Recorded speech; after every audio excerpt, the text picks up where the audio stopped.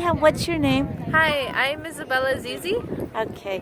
Can you tell viewers and listeners why we're here today in this sort of beautiful, idyllic place that looks like everything's fine, right? Yeah. Go ahead. So right now we are at the beginning stage of the Refinery Healing Walk from Benicia to Rodeo.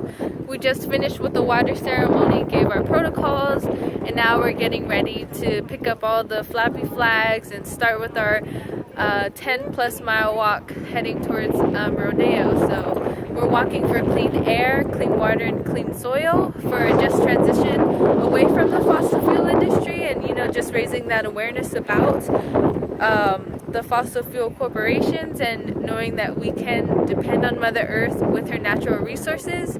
And towards the end of the walk, we always have this envisioning project where we draw or we write beautiful quotes on what it's like, what the world would look like without the fossil fuel industry. And it's a really powerful and beautiful thing. This is all non-violent walking, and it's all led by Indigenous women or Indigenous elders, and it's just a great way to connect with a lot of people. Can I specifically ask for viewers or listeners who might not understand? So we're in this place called Benicia, right? And there is a refinery, which really is just a big word, meaning that they're refining crude oil, right, to use. What does that do to the air and water here?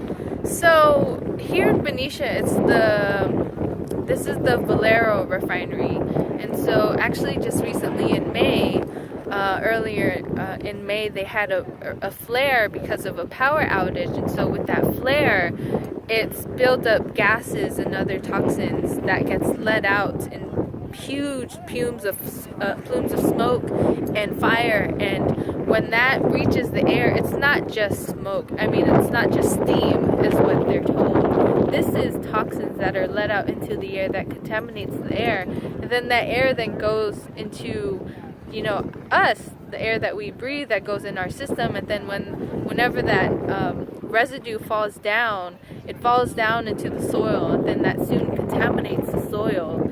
And so it's just a continuous thing. It contaminates our soil or air, and then it falls into the water as well. And the refineries actually use a lot more water for their industry rather than us at our own homes. And so right, we need to preserve our water, we need to protect it, we need to protect our lands and protect our air too. So that's why we're walking, right, to make sure we can find that transition away from the fossil fuel industry and find more energies that are natural, like solar or wind. Right, here we are in this beautiful wind-filled place, right? Yes. Exactly. Really windy This right could now be, too. yeah.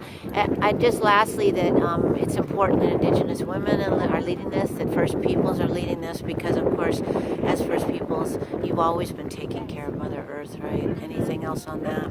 Yeah, and it's really just understanding and connecting with Mother Earth. You don't have to be Indigenous to love the Earth. That's right. This is the only Earth that we have, and so we have to protect it for not only ourselves to live now, but we have to protect it for our future generations. And we also have to not be selfish and just think about ourselves. We have to think about our non-human relatives who don't have a say in everything. This is their land as well, and we need to protect it as well as protect ourselves and those who are yet to come. Ashe, thank you. Thanks.